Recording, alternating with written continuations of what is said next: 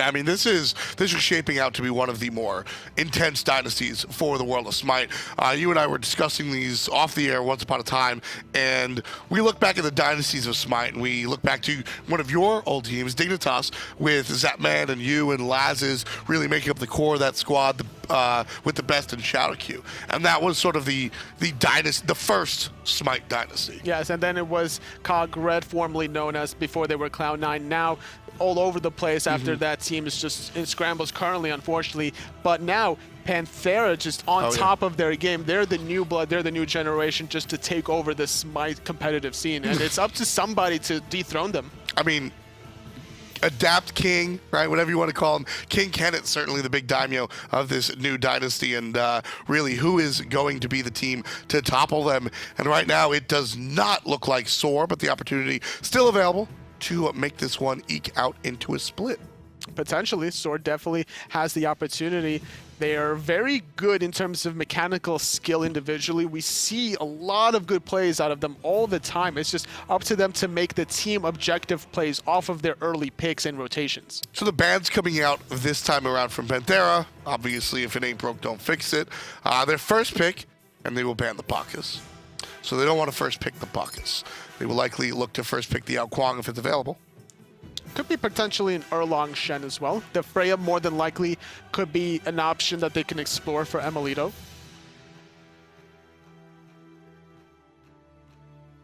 Ban.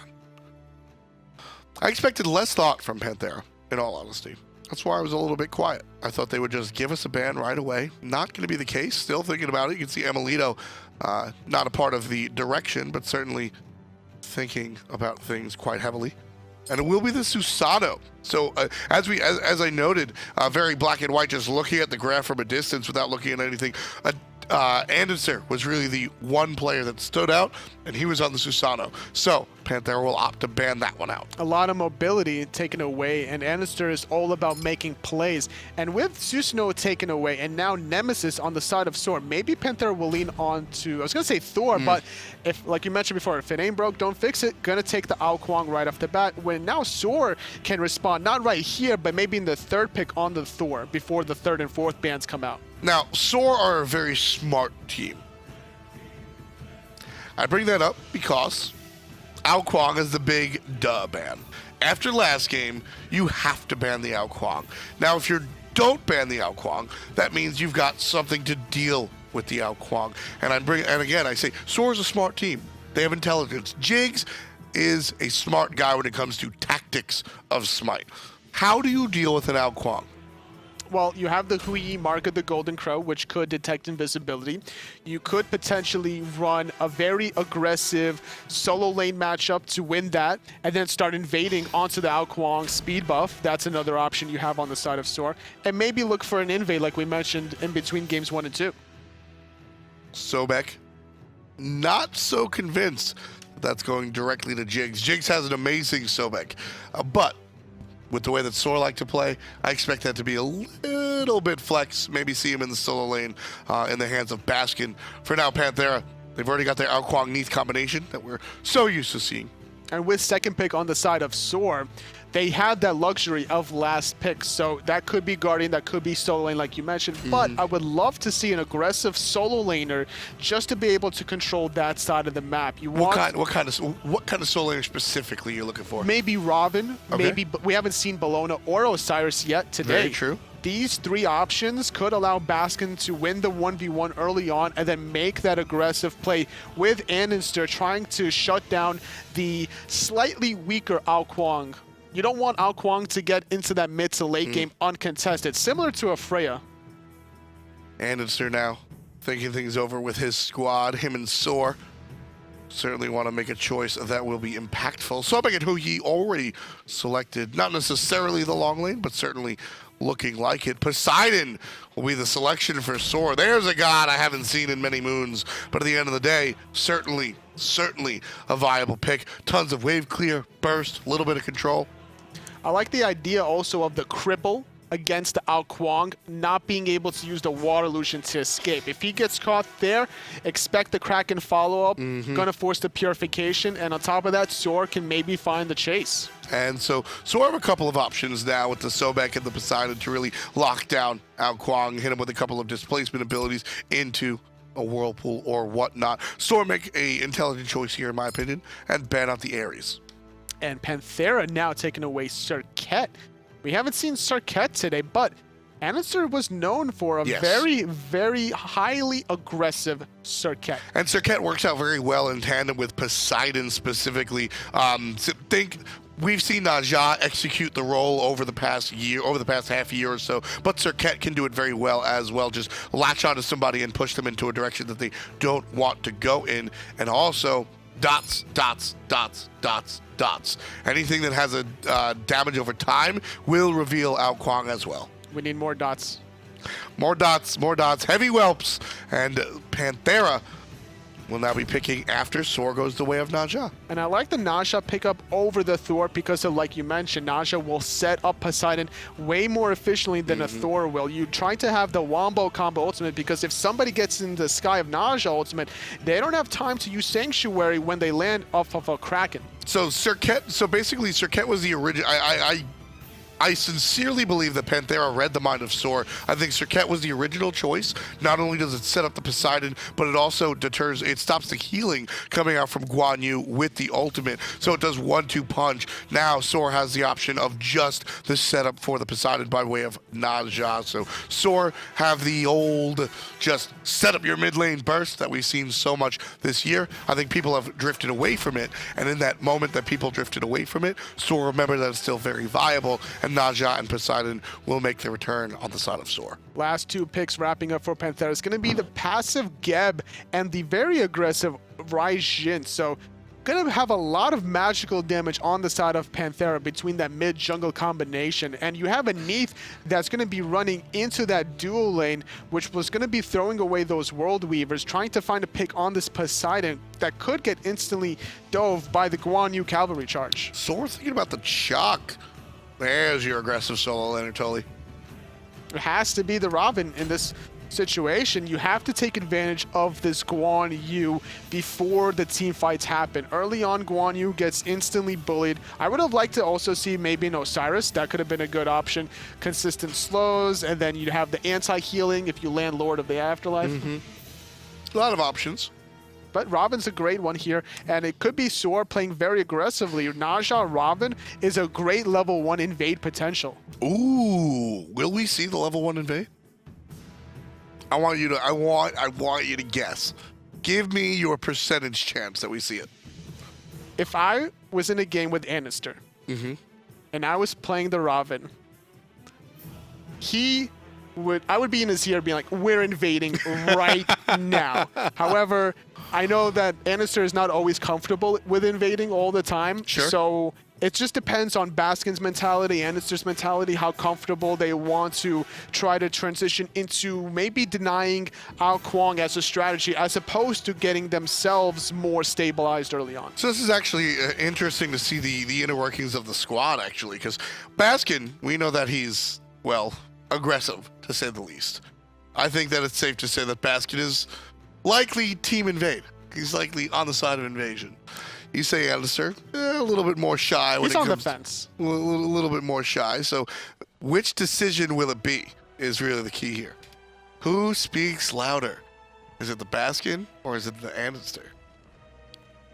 About to find out as the wards are going to be placed around the side of the map. It's just a no-brainer. You have a Guan Yu and an Kuang. If Kuang is forced to get water illusion just to escape your invade, there's no way they can realistically clear an early camp. I mean, zero. Honestly, you can see Dimi already being aggressive. Maybe they go for the counter invade. Dimi is the one that's warning because he recognized the weakness of their own level 1. So they want to know where the hell is SoaR. I mean, anytime you see a mage, usually the conversation is when you see a mage in the soul lane, that's when you invade. But I mean, you've had a mage in the jungle this time around, adapting on the Kuang. You know, technically, Kuang could be up for a tier 5 skin. We pulled the community. Our past 2 tier 5 skins have both been assassins, the Thanatos and the Thor. So a lot of people said, hey, listen, we don't want to see another assassin. So they put out a position, they put out a poll to ask the community which class should it be. And it was mage. Guess who's a mage? Kuang. So we could see a Team 5 Kuang. I mean, technically, Kuang is a mage / assassin. Nope, he's just a mage. I mean, he's running the soul lane also pretty aggressively. We've seen it happen. Anything is possible, but the invade will not happen. So Adapting is able to pick up his buffs unfettered. That ward coming out of Dimi, spotting the start from SoaR as a response, not able to go for that invade. If Andinster and Baskin didn't see that ward, maybe they would have went for it. So Poseidon is a character that drifts in and out of the meta almost independent of any buffs or nerfs. It's just the mobility from having the title surge. Also, Dimi taking a lot of damage with the stun coming out of Andinster, finding the ring bounces, and Adapting's gonna fall as well if there's just one more shot. Andinster's trying to find the cooldown off of his sash. Early. 2 kills. That's it. Very early, going the way of SoaR. Didn't need to invade. I'm calling it now. SoaR wins. Do you think that's it? I'm calling it now. SoaR is going to win. This is going to be the 5th set in a row that we're going to have a split. So you try to pull a me here. I'm pulling an F-dot. Hold on, wait, is there a Sobek? Sobek! He's there! There he is. There's Sobek! I mean, we did that last week where I called the game at minute 2, right? So I mean, all right. And that makes 3 of us. Nostradamus. I don't have a fancy name. And we'll think of mine later. We'll figure yours out. But anyway, like we mentioned, Andinster needs to be in a comfortable position to make plays. And now that he has this huge advantage, and now he has speed buff on top of Adapting without speed buff, he can out-rotate him. He's going to hit level 5 first. He can maybe look for a play on top of this Raijin, which will also allow Snoopy to get far ahead. So I can see SoaR, as long as they play off of one another here in the next minute, they should snowball a little bit further on once these buffs respawn. Meanwhile, Metyankey just casually bring it to the guys on SoaR. And again, I always have to bring up how you have to play differently with the Sobek in the lane. The Sobekitude is more than just a joke, folks. I mean, you're watching it. Panthera can't walk up that far, otherwise they get tossed directly into nonsense from Metyankey. And the soul lane matchup, Dimi still getting bullied out by Baskin. Still 2 potions, health and multi-pot for him with the blue buff is going to allow him to continue to play this aggressive with the death toll sustain. Dimi going to go ahead and it doesn't look like he wants it back. Certainly doesn't need to. Just playing an option. And here comes Adapting on the side. No ultimate available for him. He's looking for the straight damage. There's the water illusion, some slow. And that's all he and his team really want to get. The problem is he's not level 5 for that execute, as the speed buff is still about to respawn in 30 seconds. We could see a potential rotation onto the red buff, however. Adapting still leaning more on that side. Why is Snoopy here? Trying to negate the bully potential, as Dimi's constantly being focused, so he has to kind of continue on this aggression, right? You want to make sure that you are in an advantage in one side lane, and soul lane is an easy target. Snoopy now trying to help his team out and look for an invade onto the speed buff of Panthera. Adapting is here alongside Yammyn. Snoopy and all 2 of his teammates are well aware. Speed buff is going to go the way of SoaR, but there's an ultimate all the way out of the long lane. Snoopy being targeted. Perfect Sanctuary, but here comes the rest of the damage. Not going to find it. Snoopy still alive for the moment, but Dimi from solo. 2 stun, 1 done. Adapting takes one to the sky, looking for a re-engage. Baskin in some trouble, jumps over, takes out Dimi. And iRaffer with the ultimate, unfortunately, did not stop Baskin before the ultimate connected. Andinster still not finding the kill. So overall, that was a 1-for-1 trade. Speed buff successfully going on to Andinster, however. So Snoopy winds up trading his life for a couple of kills on the side of SoaR. Not so bad, in all honesty. Not at all. Adapting able to strip away the speed buff from Andinster. But look at this. SoaR going towards the red buff. 2nd buff invade for SoaR. And that's going to be that'll be successful, actually. Dimi taking a bunch of poke, but Baskin now the one getting poked. Adapting shows up, doesn't need an ultimate, takes him out just raw. There's a 2nd kill on the side of Panthera. slow and steady. This needs to happen if Dimi wants to come back into the solo lane, because Guan Yu in team fights is just so annoying. So the fact that Baskin's playing this aggressive makes sense, but he didn't recognize that adapting was still lurking behind his own speed buff, and it was an easy choice for adapting to go for a speed buff, transition into the solo kill, and now transitioning into stealing the blue buff on top. Jigz shows up, but it's a little bit too late. Dimi and adapting have already done the deed. Blue buff on the ground, not available for anybody else to really even think about. And we've got our Transcendence finished on the side of Neith, so I expect those World Weavers to hurt a little bit more. Definitely want to try to get somebody into Execute Threshold for adapting, get him rolling as well, because it's not easy to make this kind of a comeback, honestly. SoaR finding those 2 early kills, they tried to go for the speed buff. Unfortunately, Snoopy, he went for a really awkward escape going underneath instead of wrapping back over the Fire Giant. Had he went north, that's it. He would have been safe. No World Weaver would have even been attempted. Kind of tough stuff, but as we said, Snoopy's team was able to go ahead and find some goodness out of the situation, so not terrible if you're a SoaR fan. Andinster making the rotation here. Trying to find another kill as Dimi is level 7, Baskin sitting at level 8. Jigz is here too. This is a good play. Speed buff is not quite ready to respawn, so leaning more towards the mid lane. Jigz and Andinster holding hand in hand. Rapper and Yammyn sitting in the mid lane, forced to use Thunder Crash around the mid Harpies. However, Raffer's going to be taken to the sky. Ultimate out of the jungler puts him right on top. Raffer is going to have to use the ult to avoid some more damage, but he'll take it anyway. Jigz follows up. Tail whip into the water. Snoopy, credit for that as everybody's stuck in the whirlpool. Stun coming out from Dimi. Not going to find it, but adapting certainly will. Jigz down for the count as Dimi versus 3 does not come up favorably. He falls down. Baskin on the good side gets credit for that. 3-1-1. So far, 2-for-1 trade in the favor of SoaR, and something we didn't harp on was the fact that Geb was picked also to counter this Naja, the passive of Geb, taking reduced damage from those crits. So even if you take him in the sky this early on, Snoopy doesn't do that much damage with the Poseidon and Whirlpool Kraken combination. So absorbing all these cooldowns allows Panthera to clean up a little bit. However, finding the rotation as Baskin won the team fight for SoaR.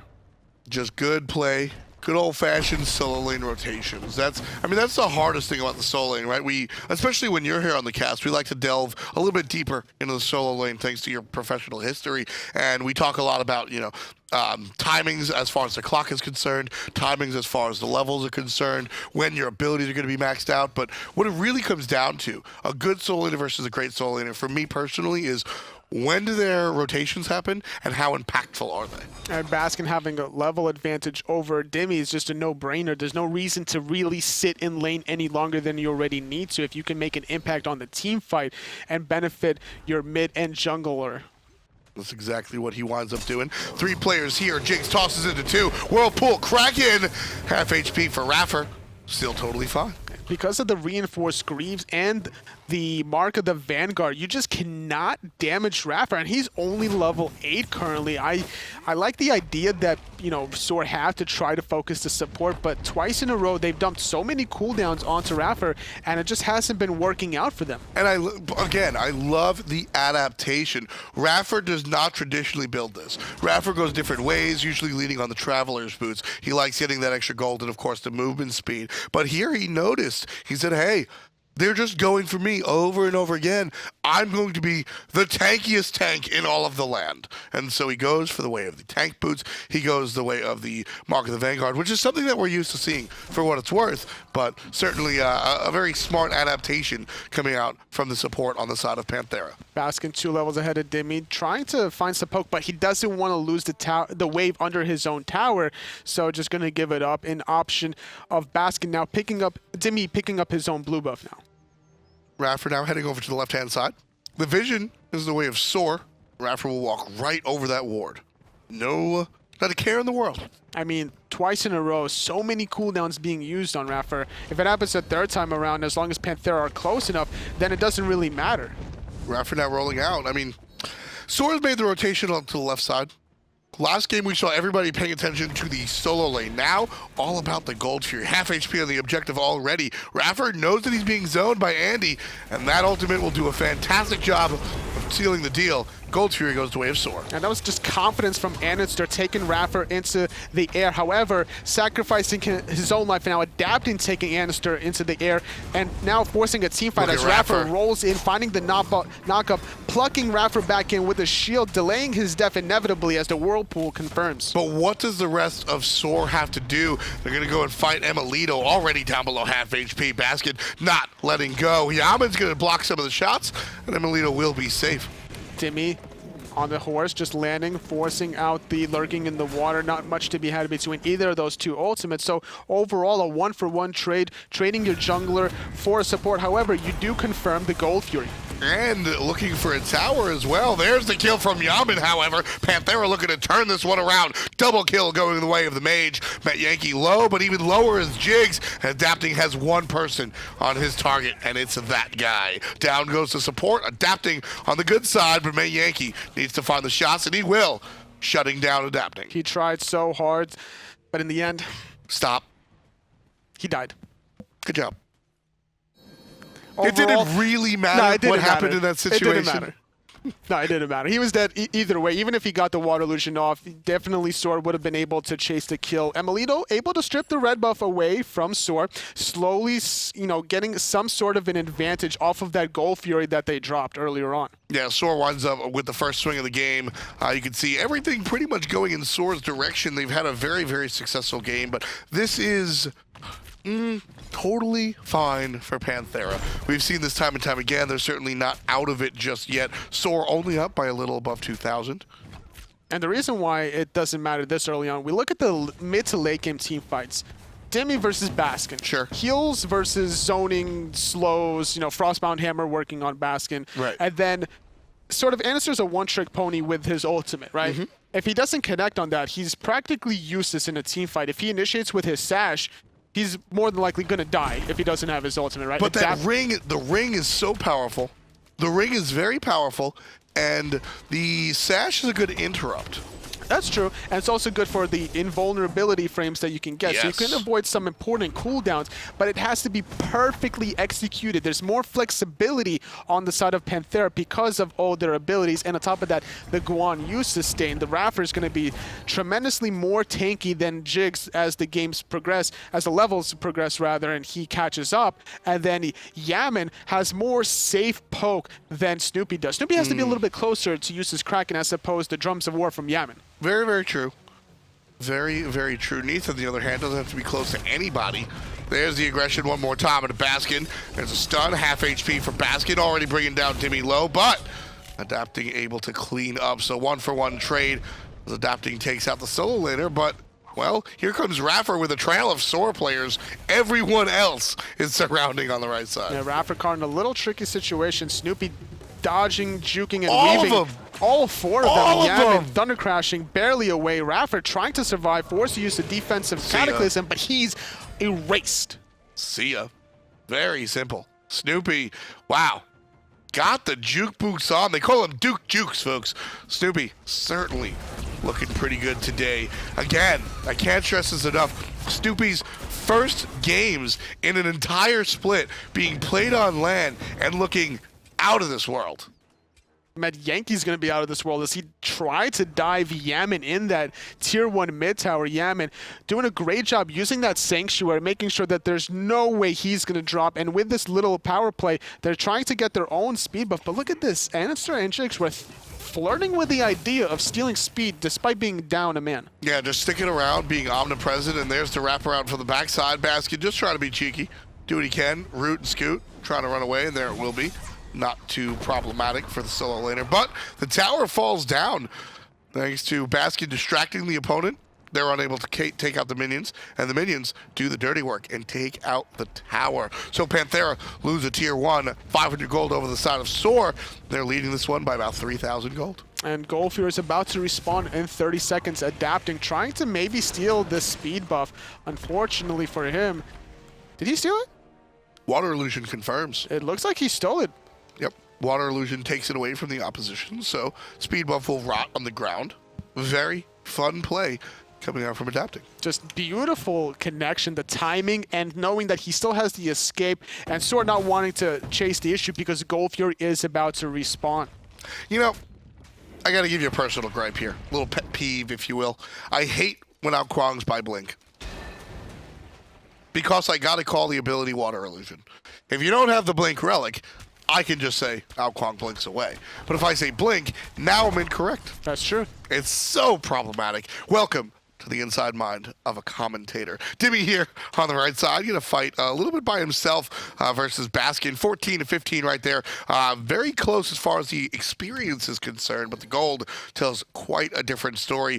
Dimi has been camped. Dimi has been focused. Dimi has been, whatever word you want to use, he's down like almost 2,000 gold. But the important thing to note here is the fact that Dimi didn't lose his tier 1 tower into the tier 2. A lot of teams would try to take advantage of the solo lane matchup and extend it past it towards the tier 1, towards the tier 2. But Dimi holding strong, finally falling the tier 1 tower. Trouble. Gonna drop the water underneath the support. Not gonna find it, however. Adapting, getting knocked up. Now Jigz in some trouble himself, taking a lot of damage. Meanwhile, mid lane's gonna trade ultimates. You can see Yammyn dealing with whatever nonsense Snoopy can throw at him. Rollout's going to be stopped by the cripple. Wonderful play by Snoopy, but he's answered on the backside. Sanctuary saved his life for the moment, and Yammyn lives in it. Snoopy falls down. Adapting definitely was looking for that execute, wanted to get more health sustain and still hover up in the air for that vision and then land back down. Andinster wrapping around underneath, but he doesn't have an ultimate, so he has to be so careful.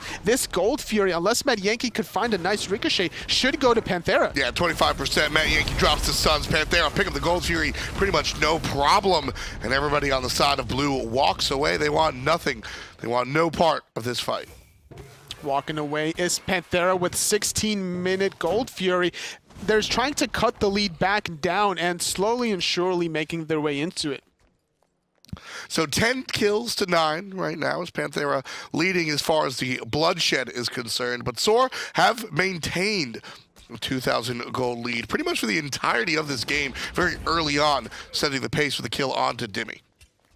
Just game is going to slow down now with the Gold Fury being down. Both teams' side of the map, buff-wise, is trying to reset, so teams are going to feel each other out with a warding situation. A lot of aggression on the side of SoaR in terms of the Gold Fury side. After just securing it, they want to make sure that there's no shenanigans on the left side. Jigz going to group up with the rest of his core here in the mid lane. Not really much of anything that they want to do. This is where, as we said, 2,000 gold has really been the mark of a team that's doing well, but not able to really secure the lead just yet. And Panthera are going to go ahead and get a little testy. Everybody in the jungle of SoaR G2A at the moment. Yeah, with the Gold Fury being down, the solo lane aggression continues. iRaffer shielding himself, avoiding all the damage effectively being done by Baskin.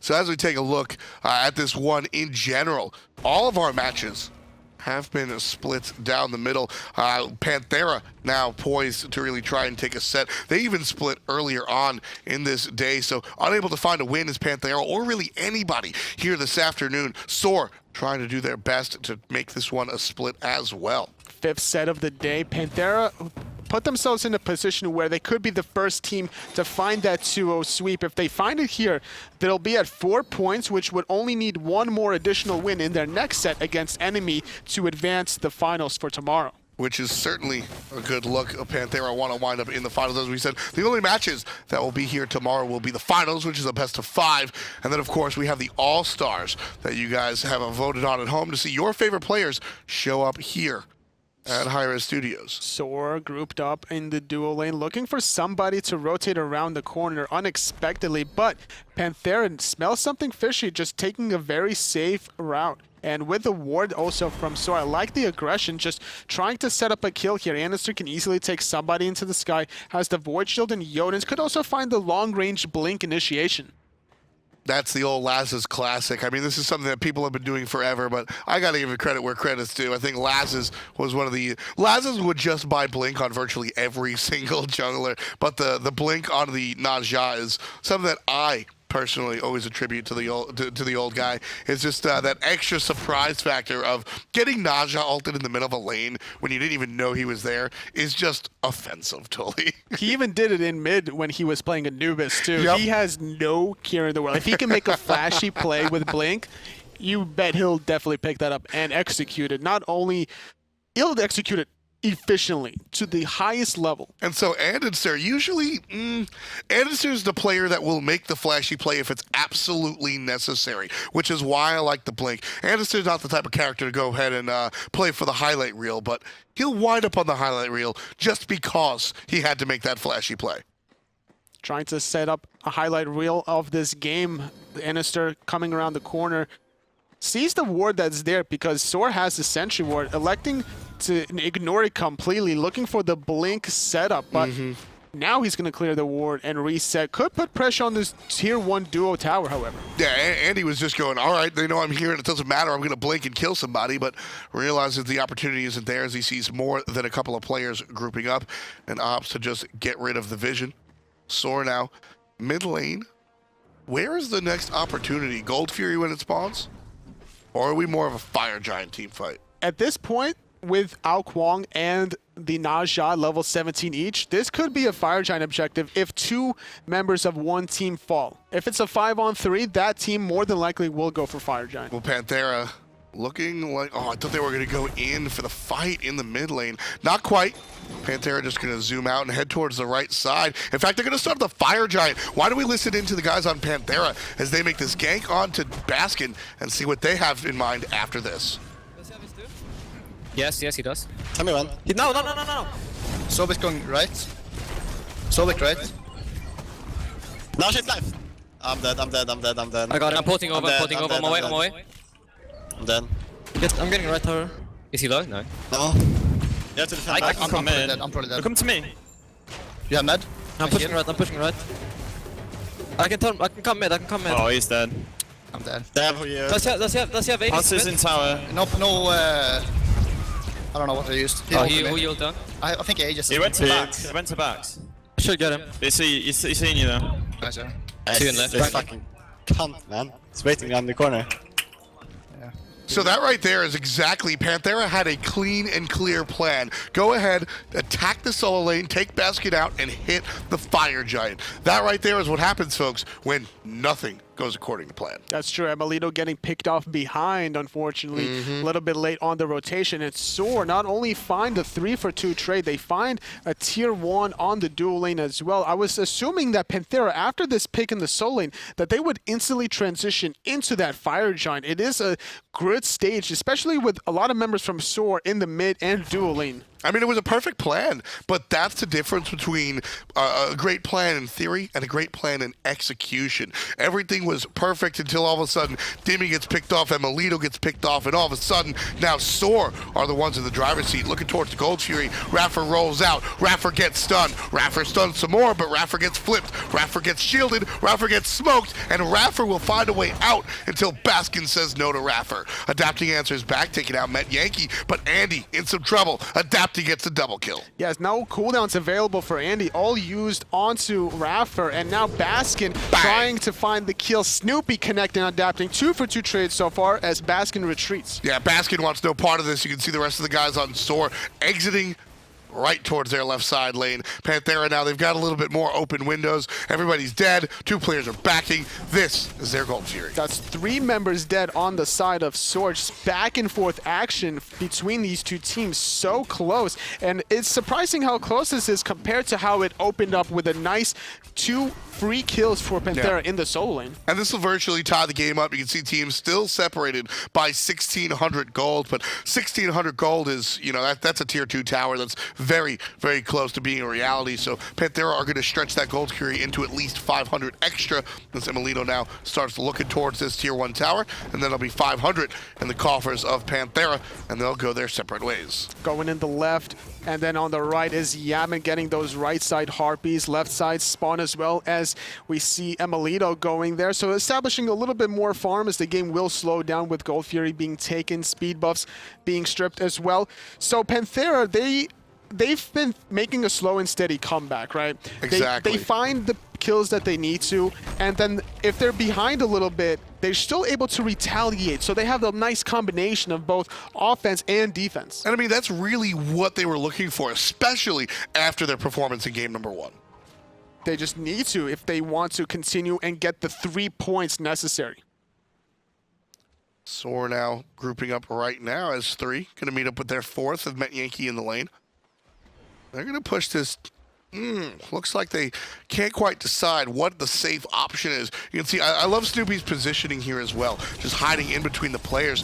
Panthera are going to start the Fire Giant. They're starting the Fire Giant. It's less than half health already. And SoaR going to head over. Let's listen to SoaR as they take this one down. Is it dead? They got it. We Yeah, can it's fight, we can fight. We Look have at Raijin up here, Raijin up here. right. Did he jump? Did he jump? Yeah, Yeah, it's it's probably down. That's Aegis. Look, get behind you. I plugged We Geb can away. fight, we can fight. Look, Fight. get Geb, behind Geb, you. Yeah, kill Geb. He's really low. Watch out for Alcon coming in. Kuang just popped Just one shot me in the back. Alcon in the back. God, he barely got out. I'm dead. I'm dead. Oh shit. Rough stuff, and that seems to be the theme of our listens today. The perfect plans that don't go according to plan. You heard SoaR, all right, they got the Fire Giant, that's all well and good, but they planned on taking the fight. You heard how quickly they called out Adapting, he still escaped. You heard how quickly they called out Dimi, he still escaped. Adapting still kills Baskin. I mean, SoaR did everything they were supposed to do, Anatoly. The one thing that they misstepped on was their positioning. They tried to go for a gank on the left-hand side, and instantly Panthera recognized this. They got spotted over a ward, and then go for the Fire Giant. They dropped it in about 5 seconds flat. This is not a stage where you leave the right side of the map exposed. Not at all, and I mean, check that one out. Panthera, SoaR, even after the Fire Giant goes down, SoaR 100% confidently. There wasn't, I want you to notice, it wasn't, can we fight? And it was confirmed by somebody. 3 separate people said, we can fight, we can fight, we can fight. Big problems. Yammyn using the purification to avoid the ultimate out of Naja. Fantastic play by the mid laner. That avoids a lot of the nonsense that Panthera is trying to avoid. And it's less about Panthera being able to fight and win that team fight, and more about being able to escape with the Fire Giant. The only one that SoaR was able to kill was Geb.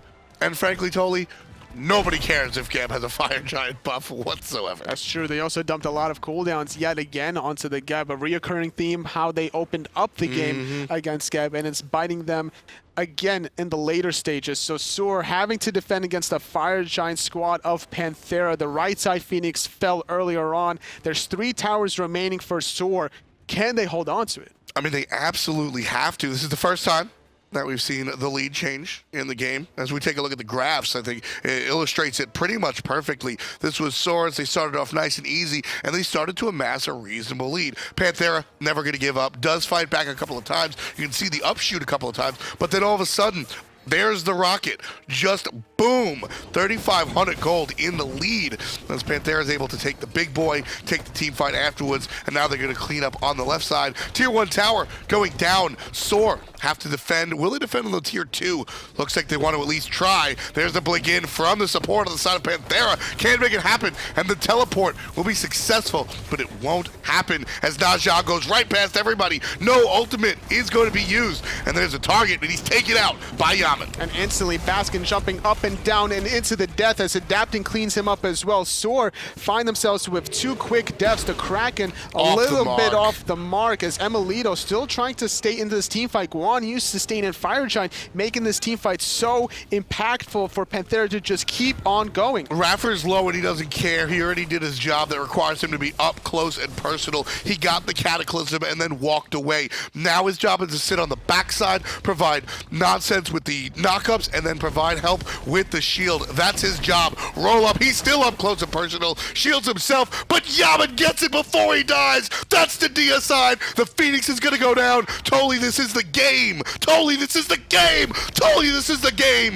Panthera take out 2 above SoaR, and in 20 minutes of competition, Panthera wind up with the first win all damn day. Finding the 2-0, establishing themselves with 4 points. SoaR now still at 2 points, not finding the win there. So they're essentially not going to be able to reach the finals now because we have Paradigm sitting with 3 and Panthera at 4.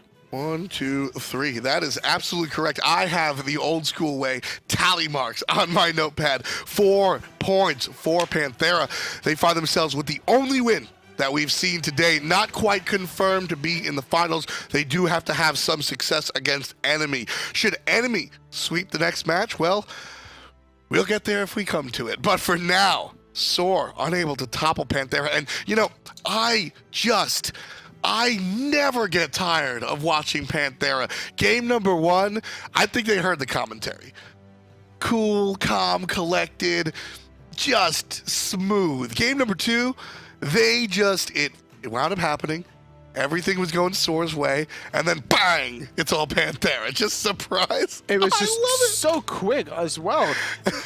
It was just a great way to end an epic set, honestly, because the way the game opened up was a complete opposite way that I thought it was going to end. I had the catcher's curse. I know, you called it. You called it 30 seconds in, and that might be why Panthera winds up with the double kill as far as the set is concerned. 3 points over to the Purple Cats, and now they've got 1 match left, and that'll be against Enemy. And this is going to be an important match for both Enemy and Paradigm, because Panthera are sitting with 4 points.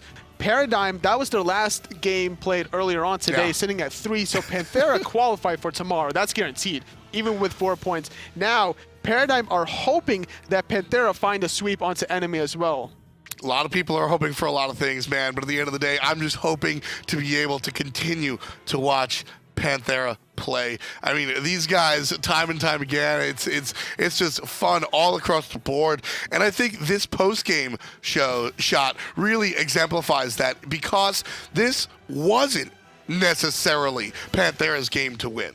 No, not at all. But it was their ability to come back off of the deficit. They didn't let that bother them in the long run. They were still grouped up very efficiently. They found the plays that they needed to, and they've adapted. I always like to find a single play that sort of shows the bigger picture, and I think that's iRaffer at the end. He's got 100 HP, if that, but he realizes that he's got to do what he's got to do, rolls out into the Phoenix with no HP, gets the knockback, which allows Yammyn to get his double kill and opens up the win for the Titan. iRaffer is certainly a big part of that play. iRaffer is certainly a big part of that team, and iRaffer is certainly standing right next to Kevin. He's going to talk to him. iRaffer, congratulations. You qualified for the Epsilon Land Finals. Obviously, this event in honor of you guys winning SWC last year. How does it feel to kind of be back at hi-rez Studios? I know it's been a while since Super Regionals. It's been a pleasure. You know, I don't look forward to traveling, but everyone here has been awesome. The staff, the players. It's just honestly a pleasure to be here and definitely compete. Yeah, it's awesome to see you play again. In all honesty, we thought you might even sweep this tournament once again, but you did drop a game earlier on to Paradigm. We didn't really get to talk to you. Tell me a little bit about what happened there. We were just trying to give, you know, Paradigm a couple more points, you know, so there's more chance of EU winning. Come on, you can't say that on the interview. You gotta talk about that backstage. But you still have one more match as well to play. It's gonna be Enemy. What are your expectations coming into this match, the rematch from those worlds? I didn't even realize we'd qualified for the finals until you told me a second ago. So I expect them to play well. You know, we're going to try our hearts out, and we will, even though we've already qualified, just to give everyone a good game to watch. I'm going to talk to you. I know you're not him. I know you're not adapting yourself, but we always have to bring it up. Talk to me about what he brings to a team, because I'm looking at his Alquan stats in the past year. After that game, he has 71 kills, 10 deaths, and 37 assists for a 9.0 KDA, roughly, and he's undefeated on the God. He's crazy. I can't really explain it. Just watch the game. Just watch him, and you can see for yourself. Awesome. Any shout-outs to the fans at home before we let you go and get into that last match? Shout out to all my subs. They're all plebs. You're all plebs. All right, iRaffer, thank you for joining us. We're going to watch a couple replays of Adapting real quick, and we're going to head to a quick break before the final match of the group stage.